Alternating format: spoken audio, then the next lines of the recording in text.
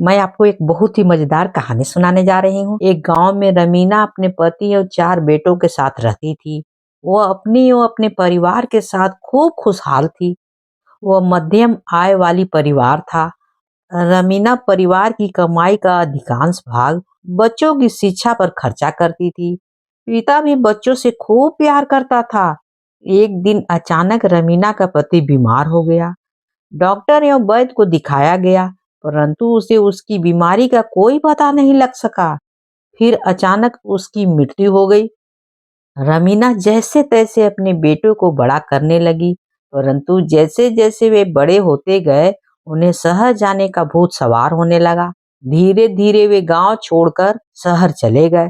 शहर में ही वे विवाह कर वहीं रहने लगे। रमीना बूढ़ी हो गई थी, परंतु उसने हिम्मत नहीं हारी थी। सिलाई बुनाई का कार्य करके अकेले ही रहा करती थी और अपने घर का गुजारा चलाती थी। एक दिन वह रसोई में खीर बना रही थी। खीर कई घंटों से पक रही थी। तभी रमीना को थकान महसूस होने लगी। वह रसोई के पास आंगन में चारपाई डालकर वहीं पर लेट गई।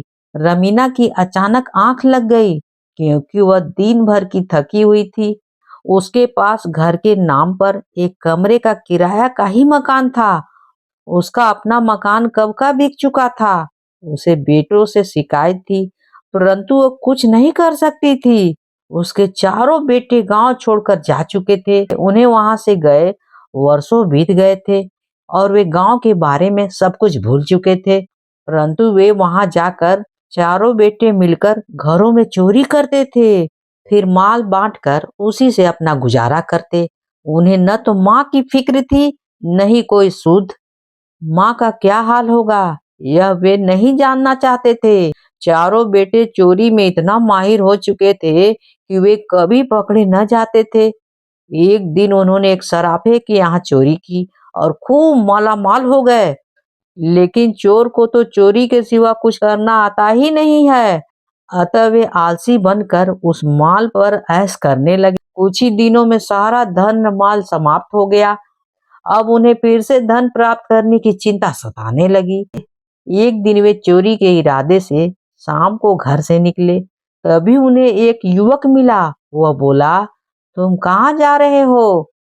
मुझे भी साथ ले लो। चारों ने उसे इनकार कर दिया, परंतु वह आदमी उनकी खुशामद करने लगा और बोला, अच्छा भैया, तुम यह बता दो कि तुम कहाँ जा रहे हो? एक भाई क्रोधित होकर बोला, चोरी करने चलोगे? चोरी करने जा रहा हूँ। हाँ भैया, सब कुछ करूंगा। मैंने 5 दिनों से खाना नहीं खाया है। जैसा कहोगे वैसा ही करूंगा। जो दोगे वही ले लूंगा। अपना हिस्सा भी नहीं मांगूंगा। चारों भाइयों को बात यह जच गई कि मुफ्त में नौकर मिल रहा है, जो चोरी करने में भी साथ देने को तैयार है, फिर वह अपना हिस्सा भी नहीं मांगेगा। उन्होंने उस आदमी को साथ ले लिया, परंतु उसे समझाया, देखो, तुम पहली बार चोरी करने जा रहे हो, अतः कोई बेवकूफी मत करना, समझे? आदमी तैयार हो गया और उन चारों के साथ चल दिया। चारों भाई चोरी करने के लिए मकान तलाशने लगे। उन्होंने कई मकानों में घुसने का प्रयास किया, परंतु हर घर में कोई न कोई जाग रहा था। अचानक उन्हें एक घर का दरवाजा खुला हुआ दिखाई दिया। वे उसमें घुस गए। वहां उन्होंने खूब जमकर चोरी की। घर का हर सामान चादर में बांध लिया। परंतु वे चोरी करने निकले थे तो उन्हें कुछ न कुछ तो चुराना ही था। तभी एक भाई की रसोई की ओर नजर गई। वहां खीर पक रही थी। चारों को लगा कि चलने से पहले गर्मा गर्म खीर का मजा ले लेना चाहिए। पांचों लोग खीर खाने में व्यस्त थे। तभी उनकी निगाह आंगन में सोई बुढ़िया की ओर पड़ी। चारों बेटे अपनी माँ को पहचान न सके, क्योंकि इतने वर्षों से वह बूढ़ी हो चुकी थी। नया चोर युवक बोला, भैया, यह बुढ़िया कैसे हाथ पसारे सो रही है? लगता है कि यह कह रही है कि सारी खीर अकेले ही खा जाओगे, मुझे नहीं खिलाओगे। हाँ और क्या, यह अपने लिए खीर पका रही है और हमने खत्म कर दी तो यह क्या खाएगी? तभी वो आदमी तेजी से उठा और एक चम्मच खीर बुढ़िया के हाथ में रख दी। गरम खीर हाथ पर लगते ही बुढ़िया चिल्ला उठी। वह चिल्लाई, बचाओ बचाओ, मैं मर गई, मेरे हाथ जल गए। उसकी आवाज सुनकर पांचों चोर घर के अलग अलग कोने में छिप गए। रमीना के चिल्लाने से बहुत सारे पड़ोसी दौड़ आए और पूछने लगे कि क्या हुआ, क्यों चिल्ला रही थी, बताओ। अचानक हाथ पर गरम खीर रखने से और भीड़ इकट्ठा होने से रमीना कुछ नहीं समझ सकी कि क्या हुआ। वह नींद में ही थी। तभी एक पड़ोसी ने पूछा, अम्मा क्या हुआ, कुछ सपना देख रही थी क्या? रमीना बोली, पता नहीं क्या हुआ, मैं तो सो रही थी, यह खीर मेरे हाथ पर कहाँ से आई, यह तो ऊपर वाला ही जाने, समझ में नहीं आता है।